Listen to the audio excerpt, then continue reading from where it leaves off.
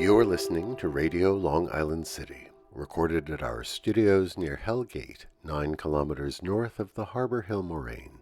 And now, the Observatory. The Observatory, Monday the 8th of June, 2026. It is 80 days after the spring equinox. It is 13 days before the summer solstice. In today's episode, gardener's woes, a sleepy outfielder, an act of human kindness, Ghostbusters, fighting nuclear weapons, and World Ocean Day. The sun rises today at 5:24 a.m. Solar noon takes place today at 12:55 p.m. The sun sets today at 8:25 p.m., civil twilight ends at 8:59 p.m., and nautical twilight ends at 9:41 p.m. The length of daytime today is 48 seconds longer than yesterday. The third quarter of the moon arrives today at 6:03 a.m. The moon rises today at 1:10 a.m., and then it sets at 1:06 p.m. These are the predicted tides today for Horns Hook. In the wee hours, high tide, 4:34 a.m., 1 meter 40. In the morning, low tide, 10:48 a.m., 12 centimeters. In the evening, high tide, 5:08 p.m., 1 meter 49. At night, low tide, 11:22 p.m., 24 centimeters. This is the Monday Reservoir Report for New York City. The Delaware Watershed, Cannonsville, 95% full. Papacton, 98%. Neversink, 98%. Rondout, 97%. The Catskill Watershed, Schoharie, 83%. Ashokan, 97%. The Croton System, 100% full. In our shared realm of plants and animals, a cafe that we know on Broadway put out 2 attractive planters this year that were seeded with marigolds, sage, dill, parsley, chives, and cilantro. A third planter was filled with flowering plants from the nursery. It has been a delight to see the seeds germinate and begin to grow into healthy plants. But trouble was on the horizon. One night, a whole plant was ripped unceremoniously from its planter. A few days later, someone snipped off all the blooming lilies.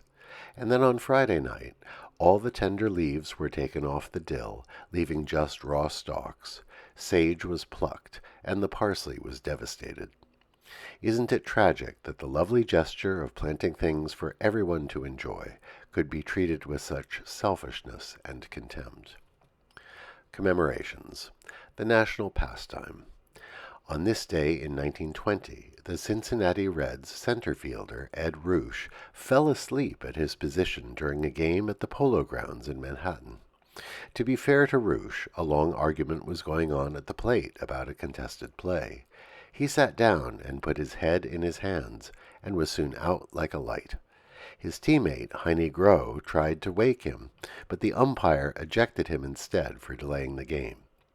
The New York Giants went on to beat the Reds 5-4, and Ed Roosh was later inducted into the Hall of Fame in the 1960s, notwithstanding his infamous mid-game nap. Annals of Human Decency. On this day in 1972, Shirley Chisholm visited George Wallace in the hospital. At the time, both were vying for the Democratic nomination for president. George Wallace had been hit in an assassination attempt, and he was paralyzed from the waist down for the rest of his life. What makes this visit so extraordinary is that Shirley Chisholm was the first black woman ever elected to Congress, and George Wallace, as governor of Alabama, had vowed segregation now, segregation tomorrow, segregation forever. Despite the stark differences in their politics, Chisholm said to Wallace, "I wouldn't want what happened to you to happen to anyone." Wallace reportedly wept. Remember that act of kindness today. On this day in 1984, the movie Ghostbusters was released nationwide. Starring Bill Murray, Dan Aykroyd, Harold Ramis, Sigourney Weaver, and Rick Moranis, the company shows a team of ghost catchers who save the world from destruction by paranormal forces. Who can forget the monstrous version of the Pillsbury Doughboy, 12 stories tall, stomping down Central Park West to smash the city? Who you gonna call? Ghostbusters. On this day in 1987, New Zealand's Labour government passed the New Zealand Nuclear-Free Zone Disarmament and Arms Control Act. It made the country off-limits to nuclear weapons and nuclear-powered ships.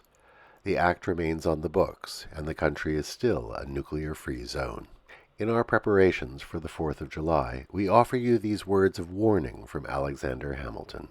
He wrote, "The only path to a subversion of the republican system of the country is, by flattering the prejudices of the people and exciting their jealousies and apprehensions, to throw affairs into confusion and bring on civil commotion. Tired at length of anarchy or want of government, the people may take shelter in the arms of monarchy for repose and security." Today is World Ocean Day. Considering our own stewardship of our local waters, it is hard to be joyful on this day. In the last 50 years, the Great South Bay and the Peconic and Shinnecock Bays have seen devastating red tides due to our effluence. Do we have the will to preserve and clean up the precious waters of the New York Bight? Tonight, the Spurs will be hosted by the Knicks at Madison Square Garden for the third game of the NBA Finals. The Knicks go into the game up by 2. Go Knicks. And that is the Observatory, Monday the 8th of June, 2026.